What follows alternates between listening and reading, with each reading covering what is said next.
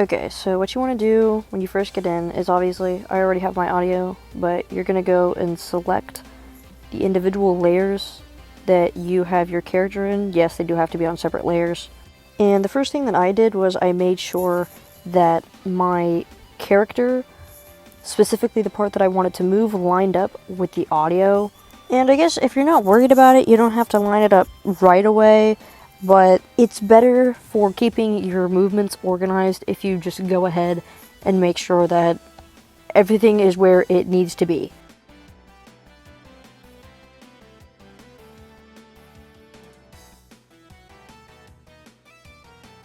Okay, now the next thing you're going to want to do is start setting pivot points. And pivot points are important because basically they tell your character, okay, where am I going to move? So all you have to do to set a pivot point is tap the transform button twice, and then you can just set the point from there. Pretty simple. And for the body, since we want it to move down, we're going to set the pivot point all the way at the bottom of the screen in the center of the actual body itself. Now, in the actual video, I haven't gotten to that point yet, but what you're going to want to do after you set pivot points is set layer parenting. And on Alight Motion, it just tries to get you to pay for it, but you can just click try it first. You want to parent the face to the head, and then the head to the body, to make sure that when your stuff is moving, it doesn't just move all over the place, that it stays connected to that one particular body part. And now here's where we get to the actual tweening part. So when you start tweening, you want to set a keyframe at the very start. That little diamond button, that's the keyframe. And then a keyframe at the end. The first keyframe will stay exactly the same as, the original image, but the second keyframe, you're going to want to move it slightly down, and this is for the body.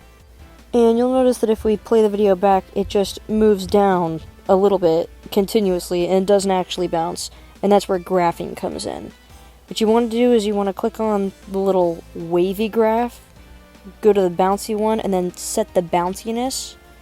And you can click the button, the yellow slider on the bottom, to change the frequency of the bouncing, to make it faster or slower, and I decided that it was going a little too slow, so I just made it go a little bit faster. And then that yellow button at the top changes how hard it bounces. Jesus Christ. Don't clip that. But basically it changes the cutoff of the bounce. It changes how sharp it is. And I decided that I wanted my bounce to be a little bit sharper, so I moved the yellow slider at the top to change that. And you can see that the bounce looks, a little more natural. And what you're going to want to do is click the three dots, and then click copy curve, so that you can replicate the graph again for the head. And what you're going to do to tween the head is pretty much the exact same transformation as you did on the body, but normally I have my head bob from side to side, so we're also going to do a little bit of rotation tweening next. Now for the rotation, you should set 2 new keyframe points. One at the start, where you rotate the head slightly to the left. I overshot it way too much when I first made the rotation transformation. And then one all the way at the end where you rotate the head slightly to the right.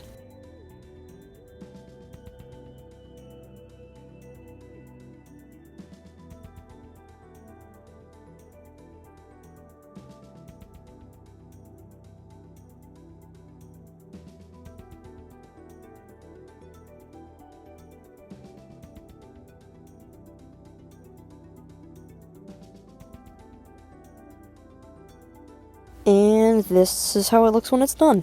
It's just a cute little head bob thing to make the character look more alive. And then for the face, I really didn't do anything special.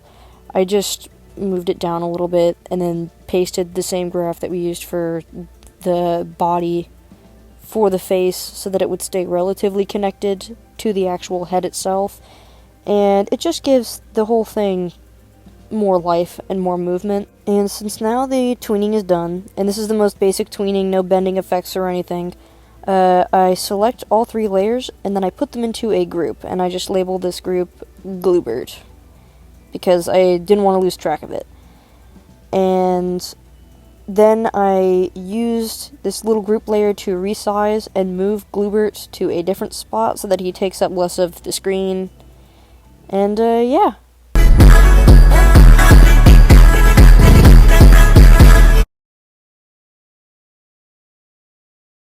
That's how it looks when it's completely and totally done. I'm gonna probably go over backgrounds and other, tweening related things in a different video, but that's how you do the most basic character bobbing type tweening in Alight Motion. Thank you for watching!